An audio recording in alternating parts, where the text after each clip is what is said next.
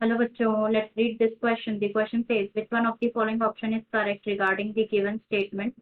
तो कौन सा ऑप्शन जो है करेक्ट है जी, ये जो गिवन स्टेटमेंट है इनके अकॉर्डिंग कौन सा ऑप्शन यहाँ पे करेक्ट है हमें सेलेक्ट करना है. First given is the plant was introduced in India because of its beautiful flowers and shape of leaves. Second में गिवन है it can propagate vegetatively at a phenomenal rate and spread all over water body in a short period. Third given it is very difficult to get rid of these plants, and fourth given it is associated with flowering plants. तो option है यहाँ पे A dahlia, B water hyacinth, D azolla जिसे water fern भी कहा जाता है, and D mosses. इस क्वेश्चन में हमें बेसिकली बताना क्या है कि जो स्टेटमेंट्स गिवन है ये जो जिस किस प्लांट के बारे में दिए गए हैं हमें वो बताना है. तो अगर हम बात करें इस क्वेश्चन में की कॉन्सेप्ट की, तो जो की कॉन्सेप्ट इस क्वेश्चन में यूज किया गया है that is alien, invading, species, alien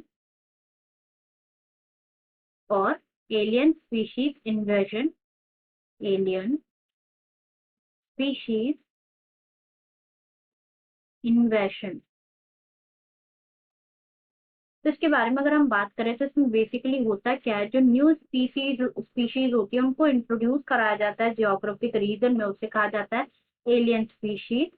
new species को इंट्रोड्यूस कराया जाता है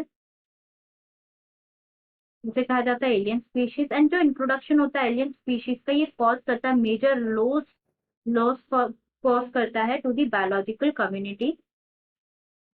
मेजर लॉस कॉज करता है to the biological community. And जो सक्सेसफुल एक्सोटिक स्पीशीज होती है उनको एलिमिनेट कर देता है.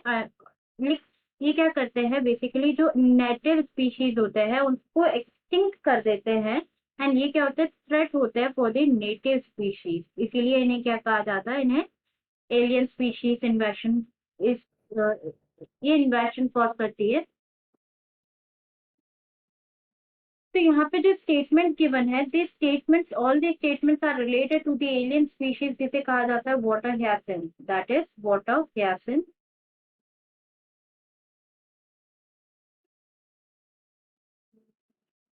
Water hyacinth.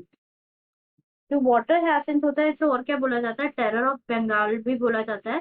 Terror of Bengal भी बोला जाता है, जो कि सबसे मतलब one of the most invading weeds बोला जाता है, जो कि ग्रो होती है इन दी स्टैंडिंग वाटर. Invading weed. ना ये इसको क्या बोला जाता है, इसको और कहा जाता है ब्लू डेविल भी कहा जाता है, क्योंकि ये जितनी भी ऑक्सीजन होती है वाटर में वो सारी ये यूज कर लेती है, जो कि कॉज करते हैं death of fishes. Death of fishes cause करते हैं. जो प्लांट होते हैं ये इंट्रोड्यूस किए गए थे इंडिया में, इसकी जो ब्यूटीफुल फ्लावर्स और शेप ऑफ लीव्स की वजह से इसको इंट्रोड्यूस किया गया था.